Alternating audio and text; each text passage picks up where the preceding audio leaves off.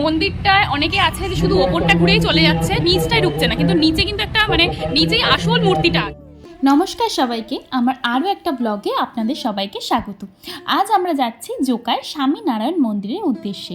মন্দিরে আপনি কখন আসবেন আর কিভাবে আসবেন পুরোটাই বলবো, তাই জন্য অবশ্যই পুরো ভিডিওটা কিন্তু দেখতে হবে। শিয়ালদা স্টেশনে নেমে সেখান থেকে ধর্মতলাগামী যে কোনো বাস ধরে পৌঁছে গেলাম ধর্মতলা বাস ডিপোতে। এখান থেকে প্রায় 2 ঘন্টা জার্নি করে আমরা পৌঁছে গেলাম ডায়মন্ড হারবার রোডের উপর তৈরি করা এই 200 একর জমি নিয়ে তৈরি করা স্বামীনারায়ণ মন্দিরে, যা পৈলান মন্দির নামেও পরিচিত। রাজস্থান থেকে আনা বেলে পাথর আর লাল পাথর দিয়ে তৈরি করা হয়েছে এই মন্দিরটা। মন্দিরের নকশা মন্দিরের প্রতিটা দেয়ালের নকশাগুলো কিন্তু অপূর্ব সুন্দর।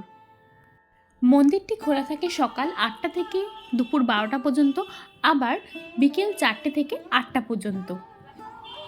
সকাল 11:15 সময় দেওয়া হয় রাজভোগ এবং 6:45 হয় সন্ধ্যা আরতি, যেটা কিন্তু অপূর্ব সুন্দর হয় দেখতে। আর রাত 8টায় দেওয়া হয় শয়ন, তারপরেই মন্দিরটা বন্ধ হয়ে যায়।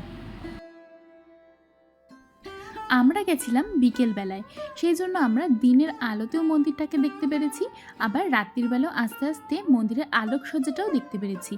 এইখানে মন্দিরে কিন্তু ভীষণই কড়াকড়ি, যেখানে ভেতরে একদমই ক্যামেরা করার পারমিশন নেই।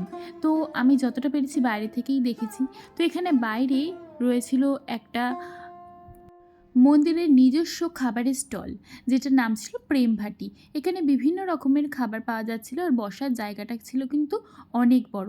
এরপর পাশে একটা বুক স্টল ছিল, যেখানে ভগবানের বিভিন্ন ধরনের বই, এখানে হিন্দি, ইংলিশ এবং বাংলা 3টে ভাষারই বই পাওয়া যাচ্ছিল, এবং পাওয়া যাচ্ছিল ছোট ছোট সিংহাসন, ভীষণ সুন্দর।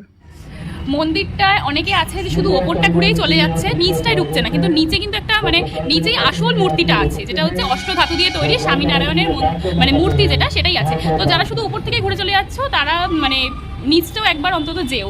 আর ওপরে আসল চমকটা নিচেই আছে। হ্যাঁ, আসল চমকটা নিচেই আছে। ঢুকতেই বাদিকে ডান দিকে দুদিকেই শিব পার্বতীর মন্দির আছে এবং রাম লক্ষ্মণ আছে, হ্যাঁ, হনুমানজি আছে, মূর্তি রয়েছে অ্যাকচুয়ালি, আর যিনি নির্মাতা তারও এখানে মূর্তি রয়েছে, এবং যে স্বামীনারায়ণ যে বিভিন্ন অনুগামীরা তাদেরও সব মূর্তি এখানে করা আছে।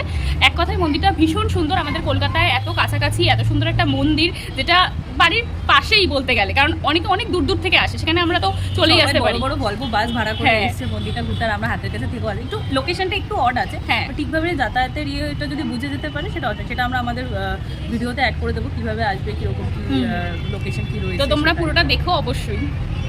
মন্দিরের ভিতরে একদমই অ্যালাউ নেই, আমাদের মতন ছোটোখাটো ব্লগারদের জন্য তো একদমই অ্যালাউ নেই। বড় বড় ব্লগাররা যদি আসে তারা হয়তো পারমিশন পায় ভিতরটা তোলার জন্য, ফটো। নর্মাল পাবলিকের জন্য কিন্তু এখানে ফটো তোলা অ্যালাউ নেই। সব ইনফরমেশনটা ভিডিওতে দিয়ে দেবো, তোমরা পুরো ভিডিওটা ওয়াচ করো, আর অবশ্যই এসো আর এসে জানিও।